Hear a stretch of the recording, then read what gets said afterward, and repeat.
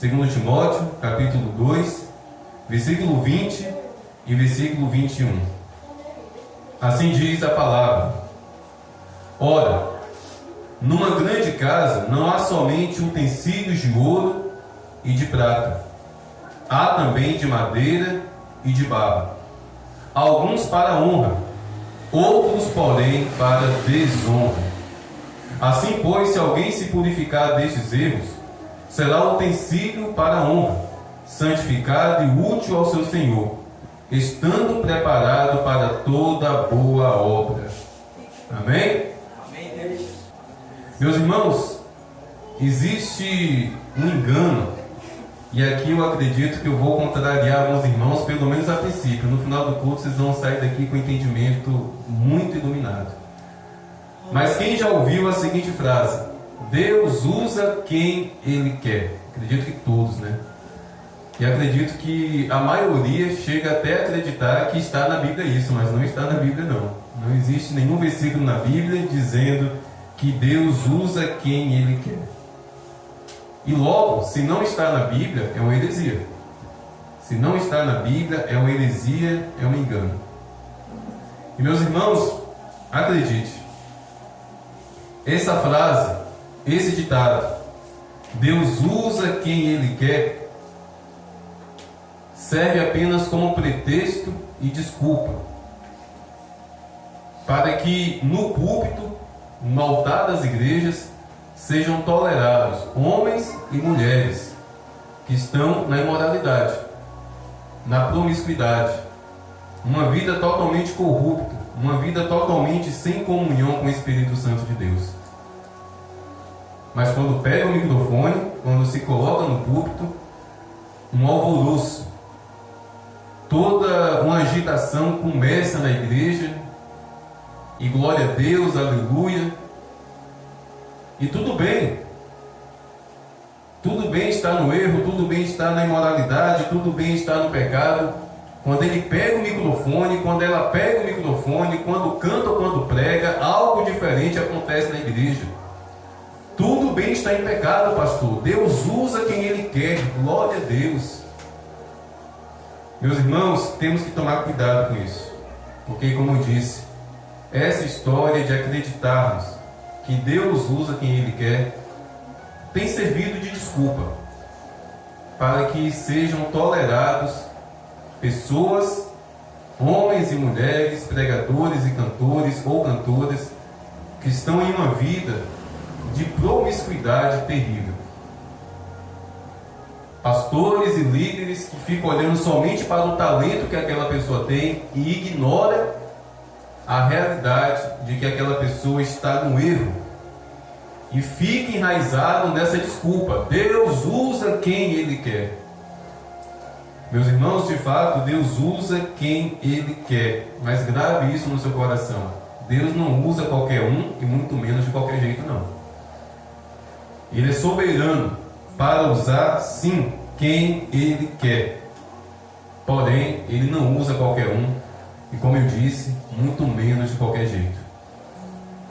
Um dos versículos que leva as pessoas a acreditarem que Deus usa quem Ele quer está no livro de Jó. Jó capítulo 23, versículo 13, que diz assim: Mas se Deus resolveu alguma coisa, quem o pode convencer a mudar de ideia? O que Ele quer, isso Ele fará. Mas entenda, esse versículo está dizendo: o que Ele quer, isso Ele fará. Ou seja, está falando da soberania. Deus é soberano e tudo que Ele quer fazer, Ele vai fazer. Mas a respeito do querer usar, meus irmãos, a respeito da vontade soberana de Deus para usar um homem ou uma mulher, acredite, não é de qualquer jeito, não é de qualquer maneira. O critério de Deus, meus irmãos, é alto, principalmente a respeito de ser usado naquilo qual é precioso, que é o Evangelho, que é a palavra dele. E muitos também chegam a acreditar que Deus ele usa quem Ele quer por conta daquela passagem da jumenta de Balaão. Números Números capítulo 22, versículo 21, diz assim: Balaão levantou-se pela manhã, preparou a sua jumenta e partiu com os chefes de Moabe. Balaão era um profeta. Mas acendeu-se a ira de Deus, porque Balaão foi junto com aqueles homens, e o anjo do Senhor se pôs por adversário no caminho dele. Balaão estava sendo contratado por um rei inimigo de Israel para lançar pragas contra o povo de Deus. E mesmo sabendo que era o povo de Deus, ele foi, pensando na grana, pensando no dinheiro. E Deus ali enviou um anjo, não para impedi-lo, não para aconselhá-lo a não ir. O anjo foi com espada na mão para feri-lo, porque ele estava desobedecendo a Deus. E aquele anjo se colocou justamente ali no caminho por onde eles iriam passar. A jumenta viu o anjo, ô jumenta esperta. A jumenta viu o anjo do Senhor parado no caminho com sua espada na mão. Por isso, a jumenta se desviou do caminho, indo pelo campo. Então Balaão espancou a jumenta para fazê-la voltar ao caminho. Mas o anjo do Senhor pôs-se num caminho estreito entre as vinhas, havendo um muro dos dois lados.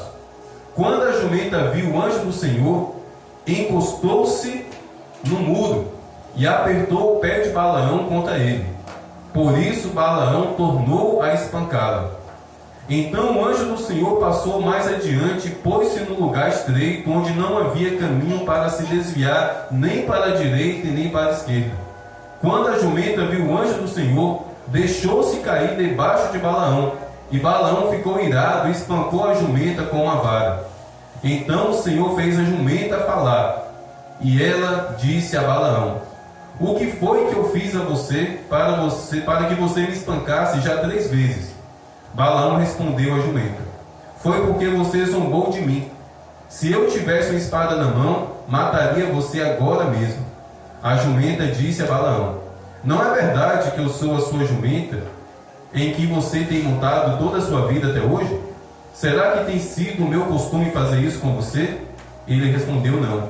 Então o Senhor abriu os olhos a Balaão, e ele viu o anjo do Senhor, que estava no caminho com a sua espada desembainhada na mão. Amém? Meus irmãos, aqui nós vemos claramente que de fato Deus tocou ali naquela jumenta para que de forma pontual, ali naquele momento, naquele diálogo, naquele contexto, ela falasse para alertar aquele homem. Mas esse versículo aqui leva as pessoas a entenderem que Deus ele usa quem ele quer. Só porque naquele momento ali pontual Deus fez a jumenta falar? É claro que não. Ali foi um momento pontual. Balaão era um profeta caído, Balaão era um profeta imoral, aquele homem estava na total desobediência, mas ainda assim Deus teve misericórdia dele de tal forma que fez uma jumenta falar. Mas em momento algum isso aqui tem que ser levado ao nosso coração para que o seguinte entendimento surja: ó, tá vendo? Se Deus usou uma jumenta, Deus vai usar qualquer um também. Não é assim não. Em que outro momento da Bíblia nós vemos essa jumenta ser usada por Deus? Aquela jumenta não se tornou uma pregadora, aquela jumenta não se tornou uma cantora, aquela jumenta não abriu uma igreja. Já pensou? Igreja Pentecostal do Coice Santo. Não, aquela jumenta não abriu igreja. Deus ele não usa qualquer um. Deus ele não usa quem ele quer de uma forma assim ignorante. Foi o que estava no caminho. Por quê? Porque aquele profeta estava cego. Aquele profeta não tinha mais nenhuma visão espiritual. Aquele profeta não tinha mais nenhum discernimento espiritual. Algo espiritual estava diante dos olhos dele e ele não estava enxergando, porque ele estava cego. Era um profeta caído, era um profeta imoral, era um profeta totalmente sujo, era um vaso de desonra. E foi necessário Deus tocar ali naquela mula para que ele fosse alertado à misericórdia de Deus. Mas isso, meus irmãos, não nos dá autoridade, muito menos liberdade para acreditar que Deus usa quem Ele quer de qualquer maneira. Não é assim. Precisamos ser, meus irmãos, vigilantes. Precisamos ser, meus irmãos, desconfiados desconfiados. Pense um cara desconfiado, sou eu. Eu sou muito desconfiado, eu sou muito zeloso a respeito das coisas de Deus. Por isso, constantemente é que eu repito e eu insisto que no púlpito dessa igreja, não somente pelo zelo ao Senhor, que já seria o bastante, mas simplesmente porque esse púlpito não foi eu que mandei construir. Eu preciso ter zelo pelo púlpito dessa igreja. E a minha oração tem sido: Deus, levanta aqui dentro dessa igreja homens e mulheres para estarem aqui no púlpito, cantando, louvando e glorificando o Senhor. Por quê? Porque eu, como pastor, conheço cada um de vocês, eu acompanho cada um de vocês. Sim, nenhum de vocês são perfeitos, como eu não sou perfeito, mas isso me traz uma segurança, isso me traz uma paz de não estar permitindo com que qualquer pessoa, de qualquer jeito, de qualquer maneira, se coloque aqui como servo de Deus, como um vaso. Porque eu preciso ter esse zelo, não somente pela igreja, mas pela vida dessa pessoa. Porque existe um anjo segurando a espada até hoje. E eu não sei se uma jumenta vai voltar a falar para nos alertar, não. Porque hoje nós temos o Espírito Santo. E se uma pessoa que está em desonra não ouve o Espírito Santo e se arrisca a vir aqui à frente, acredite, a espada está afiada. A espada está afiada, meus irmãos. Ah, pastor, o senhor disse que Balaão era um profeta imoral, era um profeta caído. Pastor, deixa de ser pecador, pare de julgar o profeta. Eu já disse isso aqui, né? Não está na Bíblia que a gente não pode julgar profeta, não. Podemos sim. Podemos observar, meus irmãos, a vida de todo homem, de toda mulher de Deus, para ver se de fato vivem de acordo com aquilo que pregam. Não é pecado, não. Temos que ser diligentes, sim. Temos que ser zelosos, sim. Principalmente com aqueles que se colocam como pregadores ou pregadoras da palavra de Deus. Se não tivermos esse zelo, facilmente seremos enganados pelos falsos profetas. E quantos já estão sendo enganados pelos falsos profetas? Homens que no domingo à noite estão no púlpito pregando, e assim que o culto termina, entra dentro de casa e vai tomar cerveja. Acontece isso, pastor? Acontece. Vai por mim, acontece. Pregadores itinerantes que deixam as coitadas da esposa em casa e saem de cidade em cidade. Em cada uma dessas cidades é um motel diferente com prostitutas. Acontece, pastor? Acontece sim, eu sei de casos assim.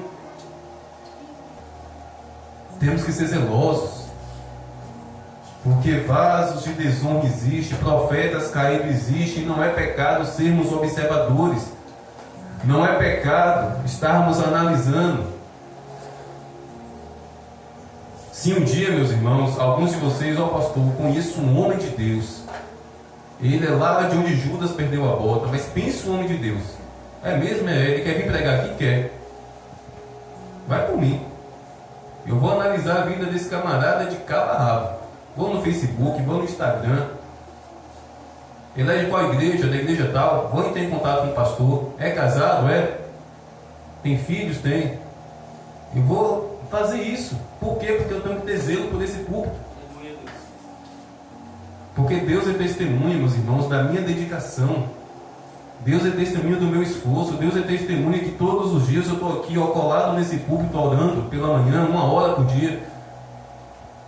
Eu vou deixar qualquer um, de qualquer jeito, de qualquer maneira, chegar aqui e pregar, acreditando que Deus usa quem Ele quer? Não. Eu preciso ter zelo. E não, eu não estou julgando Balaão, até porque é a própria Bíblia que denuncia ele. Apocalipse capítulo 2, se eu não me engano. Apocalipse capítulo 2.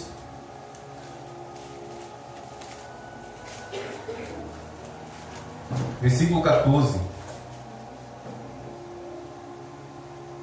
Apocalipse capítulo 2, versículo 14. Tenho, porém, contra vocês algumas coisas, contra a igreja de Éfeso. Estão aí em seu meio os que sustentam a doutrina de Balaão, o qual ensinava Balaque a armar ciladas diante dos filhos de Israel, para que comessem coisas sacrificadas aos ídolos e praticassem imoralidade sexual. Misericórdia! O profeta Balaão ensinou os inimigos do povo de Deus a levantarem ciladas de imoralidade sexual e adoração aos demônios ao povo de Israel para que pecasse. Meus irmãos, quem ensina imoralidade, pratica imoralidade. Todo mundo que ensina algo de ruim, pratica aquele algo de ruim. É a própria Bíblia que julga e que deixa bem claro que aquele profeta era um profeta caído. E Deus usou uma jumenta assim, para alertar aquele homem, para impedir com que ele fizesse tamanha loucura, mas ainda assim, infelizmente, ele ensinou. Ele não abriu a boca. Ele não abriu a boca para amaldiçoar o povo de Israel, porque Deus converteu em bênção. Mas em segredo, em particular, ele ensinou o rei inimigo a lançar setas, a lançar enganos, a lançar destruição contra o povo de Deus. Meus irmãos, sim, existia falso profeta no Antigo Testamento. Se na igreja de Éfeso, no Novo Testamento, existiam pessoas que pregavam os ensinos daquele profeta caído, infelizmente ainda hoje existe, meus irmãos, profetas caídos. Existe, meus irmãos, homens e mulheres com o microfone na mão que estão em pecado. Eu não vou citar o nome, mas semanas atrás um jovem cantor gospel aqui da nação, cresceu na igreja, cantando, pregando, testemunhando. Gravou um vídeo, postou nas redes sociais dizendo: não faço mais parte disso não. Estou me afastando da igreja, estou me afastando dos hinos, estou me afastando dos louvores. Eu não sou mais crente. E creio eu, até assumiu ser homoafetivo. Aí a pergunta fica: foi justamente no dia que ele gravou esse vídeo que ele se tornou? Não, há muito tempo. Há muito tempo ele já estava vivendo aquilo, há muito tempo ele já estava naquele engano, há muito tempo ele já estava caído, mas ainda nos púlpitos, nos altares, segurando o microfone diante de uma multidão. Balaão, caído e na imoralidade. Ah, pastor, mas ele canta tão bem, Deus usa quem ele quer. Não é bem assim não. Meus irmãos, pense uma brecha espiritual de ataque de Satanás. É uma pessoa caída, é um profeta, um homem ou uma mulher de Deus caído no púlpito. É uma brecha espiritual para a igreja. Eu conheço um pastor, olha só que interessante. Certa vez eu vi esse pastor pregando na rua. A equipe dele ali na rua, aquela pregação fervorosa. Quando de repente ele dá oportunidade para um rapaz que estava só maconha. O cara estava totalmente chapado de maconha. E certamente ele conhecia aquele rapaz, eu não sei, mas ele deu oportunidade para aquele camarada. E aquele camarada cantou e pregou. E no final, no meio da rua. E assim que aquele rapaz finalizou, ele disse isso: meus irmãos, Deus ele usa quem quer. Glória a Deus, aleluias. Meses depois, esse pastor ele cai. E cai como? Justamente nas drogas. Um homem que meses antes deu uma oportunidade para um rapaz que estava totalmente drogado, para ter uma oportunidade ali no culto. Meses depois, aquele homem cai nas drogas, aquele pastor. Será que não foi uma brecha que ele deixou ali aberta? Por ter permitido com que um vaso de desonra segurasse o microfone em um culto para louvar e glorificar o Senhor? Ah, pastor, mas a palavra de Deus diz que todo aquele que tem fôlego louve ao Senhor. Aquele rapaz estava drogado, mas ele tinha fôlego, entenda. Quando a Bíblia fala que todo aquele que tem fôlego louve ao Senhor, está falando do fôlego de vida, do Espírito Santo aqui, do Espírito Santo de Deus. Do Espírito Santo de Deus, esse fôlego de vida que nos leva verdadeiramente a adorar e a louvar o Senhor. Não é qualquer fôlego, não. Não é aquele fôlego com bafo de cachaça. Não é aquele fôlego com bafo de cerveja, não. É o fôlego do Espírito Santo, meus irmãos. Porque tudo tem que ser para a honra e para a glória do Senhor, tem que ser com entendimento de fé. Lamentavelmente, aquele pastor caiu justamente naquela área, na área das drogas. E meses antes ele deu oportunidade para que um drogado, uma pessoa que não estava precisando de oportunidade. Aquele rapaz não estava precisando de um microfone, ele estava precisando de oração, de evangelismo, de confronto, de um estender a mão para tirá-lo daquele lamaçal. Ah, pastor, mas se for assim, não fica ninguém na igreja, porque todos somos imperfeitos. É verdade, somos imperfeitos. Mas qual é a nossa posição na igreja? Buscar a perfeição por meio do sangue de Jesus.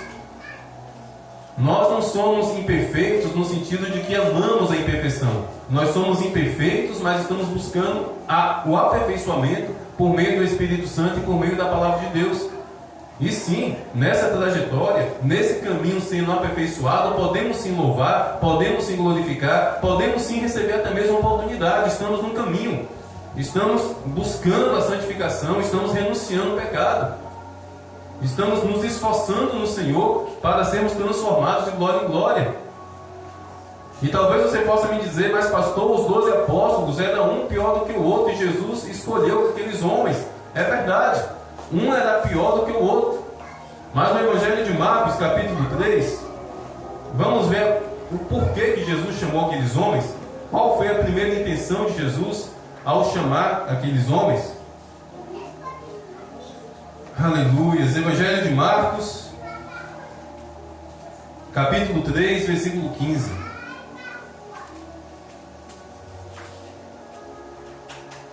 Marcos, capítulo 3, versículo 13.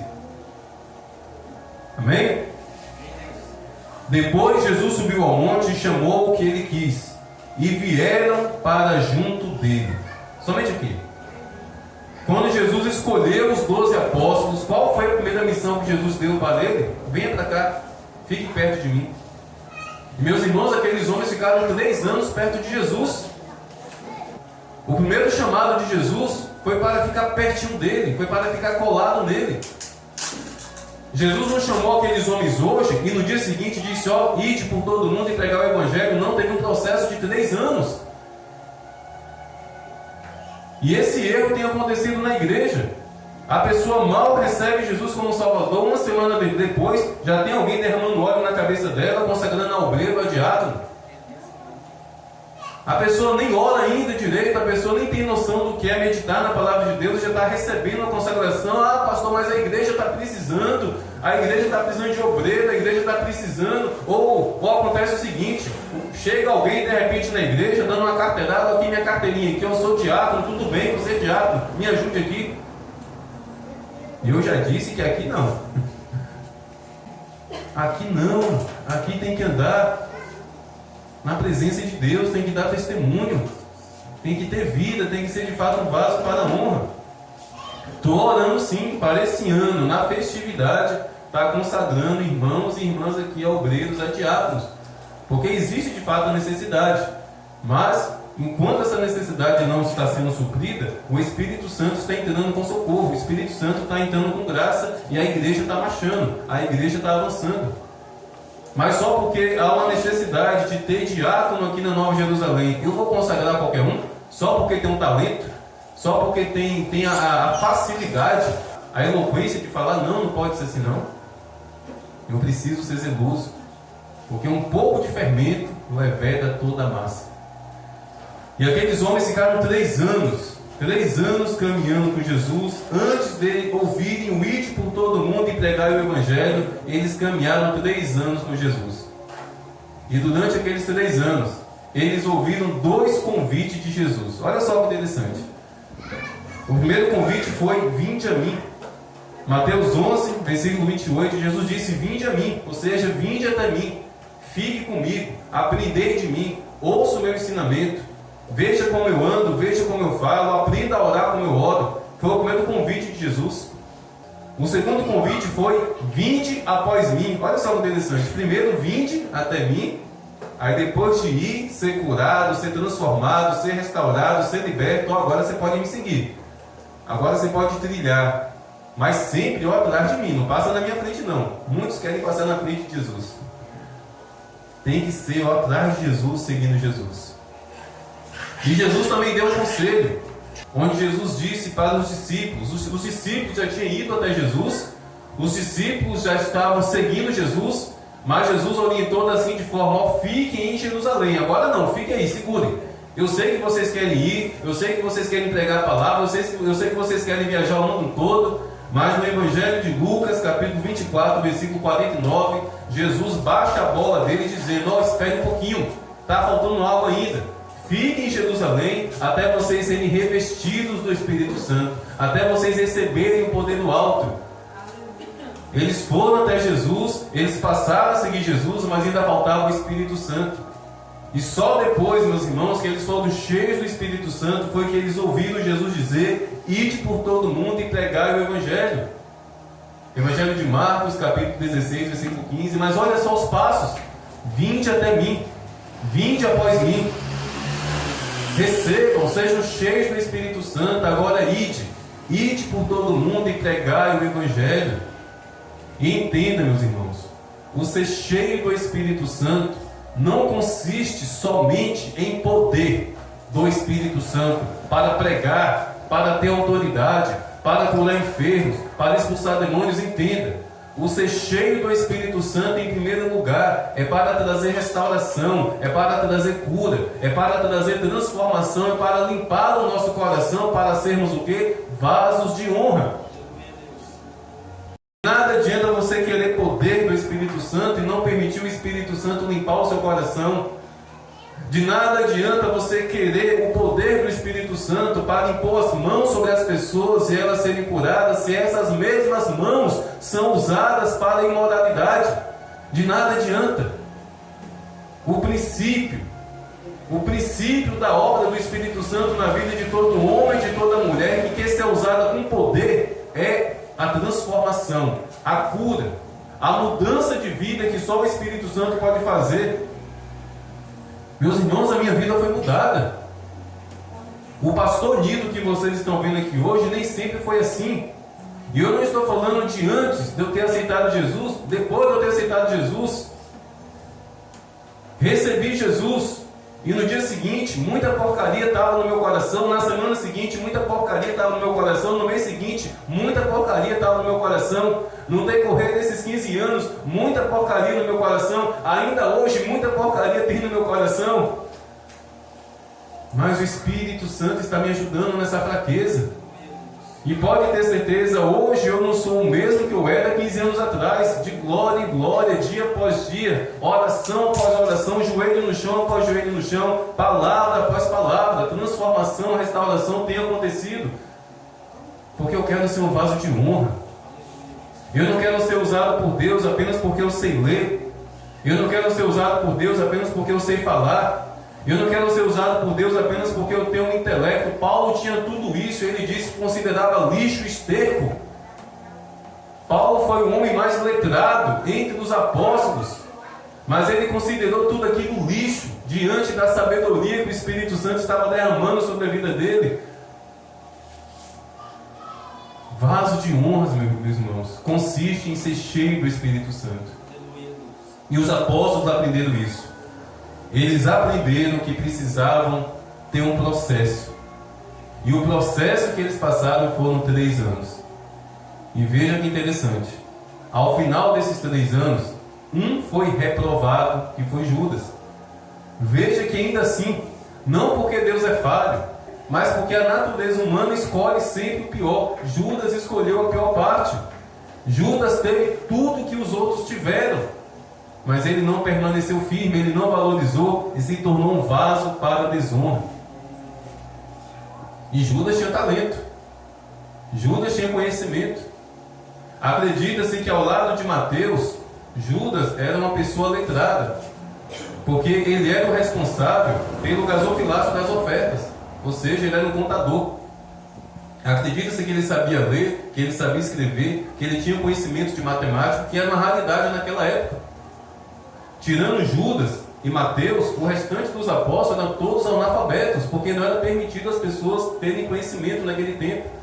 Mas se Judas ficou responsável pelo gasofilácio, pelas finanças do ministério de Jesus, é porque ele dominava aquela área. Certamente ele sabia ler, certamente ele tinha um domínio de finanças, de matemática. Mas de nada aquilo valeu, de nada aquilo fez ele permanecer firme na presença do Senhor. Meus irmãos, pregar bem não é sinônimo de que a pessoa está firmada na rocha. Cantar bem não é evidência de que a pessoa está firmada na rocha. Não é não, isso é talento. Isso é talento. Talento não é o mesmo que unção. Talento não é o mesmo que vida firmada na presença do Senhor. E precisamos ter esse entendimento, para que nós, meus irmãos, não venhamos nos decepcionar. Graças a Deus eu estou aqui há 1 ano. Eu ainda não me decepcionei com ninguém que eu convidei para pregar aqui no púlpito. Até porque eu estou sendo muito seletivo. Estou convidando pessoas que eu conheço. Ainda não veio ninguém aqui de fora, senão o pastor Rafael, que eu conheço. Foi um homem que me consagrou ao ministério pastoral. E se tem uma coisa, meus irmãos, que eu tenho dificuldade é o seguinte: tem pessoas que pensam o seguinte: ah, pastor, mas ele está no erro, ele está no engano, mas está pregando a palavra de Deus. Meus irmãos, eu confesso para vocês, eu tenho uma dificuldade, eu não sei vocês, mas eu tenho uma dificuldade muito grande de receber uma ministração de alguém que eu sei que está em pecado. Meu coração tranca, sabe? Meu coração se enverga todo assim, sabe? Se fecha. Tudo bem, está pregando a palavra de Deus, está ali tudo corretamente, mas meus irmãos não batem. Porque no meu coração, essa história de que Deus usa quem Ele quer, para cima de mim não. Ele é soberano sim, para Ele usar quem Ele quer. Mas o propósito de Deus, meus irmãos, é usar vasos de honra. Jeremias capítulo 18 fala do vaso na mão do oleiro, onde aquele oleiro estava ali refazendo um vaso que havia sido quebrado. Esse é o propósito de Deus. Deus quer nos refazer para nos tornar vasos de honra, vasos para a glória dele, e não qualquer tipo de vaso. Segundo Timóteo, o apóstolo Paulo fala de vasos para a desonra. Sabe o que é esse vaso para a desonra? Literalmente, penico. Paulo fala que em uma grande casa existe vasos para a honra e vasos para a desonra. Naquele tempo, o penico era chamado de vaso de desonra. Tem muito penico com o microfone na mão. Tem muito penico, meus irmãos, com o microfone na mão, cantando, pregando. Tem. E eu preciso estar vigilante. Eu preciso abrir os meus olhos a respeito da minha própria vida, para que eu não me torne um penico. Aquele que está de pé, tome cuidado para que não caia. Eu preciso que essa palavra abra os meus olhos para a minha própria vida, porque de nada adianta também eu ficar atento só aos outros. Opa, deixa eu ficar atento aqui. Eu tenho que olhar para mim também, meus irmãos, porque eu estou de pé. O Espírito Santo está me mantendo de pé, mas eu posso cair. Existe uma natureza humana aqui que conflita contra o Espírito Santo todos os dias. E sim, há um risco de a qualquer momento eu vier a tropeçar e me tornar um penico e continuar aqui, ó, com o microfone na mão, no maior cinismo. Pastor penico, misericórdia. Vasos de honra. Vasos de honra, meus irmãos, é o que Deus quer levantar nessa igreja. Homens e mulheres com os corações cheios do Espírito Santo, rendidos ao Espírito Santo para serem transformados, para serem restaurados, para eventualmente vir aqui à frente, pregar a palavra de Deus, cantar, louvar, adorar. Se esforce, se dedique, busque de fato a presença do Senhor para ser este vaso. Porque caso contrário, meus irmãos, iremos acreditar nessa mentira. Deus usa quem Ele quer. Não é bem assim não.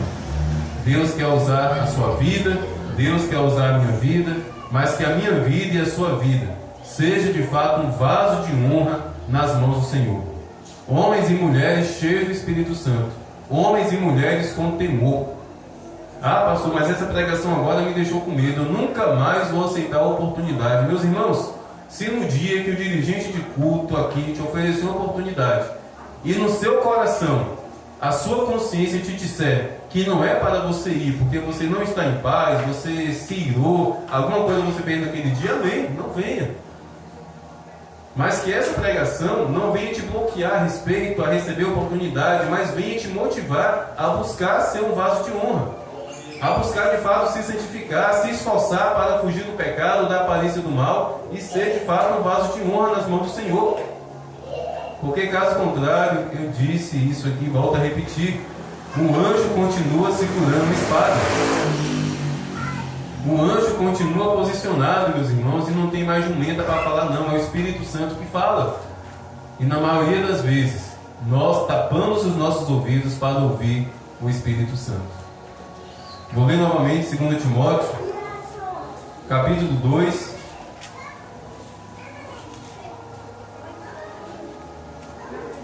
versículo 20 e 21. Ora, numa grande casa não há somente utensílios de ouro e de prata, há também de madeira e de barro, alguns para a honra, outros porém para a desonra. Assim pois, se alguém se purificar destes erros, será utensílio para a honra, santificado e útil ao seu Senhor, estando preparado para a boa obra. O que é estar preparado para a boa obra? É estar se santificando, é estar buscando a graça e o favor do Espírito Santo, é estar buscando o sangue do Cordeiro. Isso nos torna útil, isso vai nos tornar preparados para a boa obra. E que boa obra é essa? É tudo aquilo, meus irmãos, que envolve o Evangelho. É a direção de um culto, é uma oportunidade, é o pregar a palavra. Na verdade, eu vou mais além. Tudo aquilo que envolve igreja. Pastor, a Julailde, por exemplo, ela está fazendo umas lembrancinhas para o Dia das Mães. É uma obra para Deus. Seja um vaso de honra nessa obra. Tudo que envolve igreja, meus irmãos, é obra de Deus. E se é obra de Deus, necessário é que o nosso coração esteja como um vaso de honra. Amém?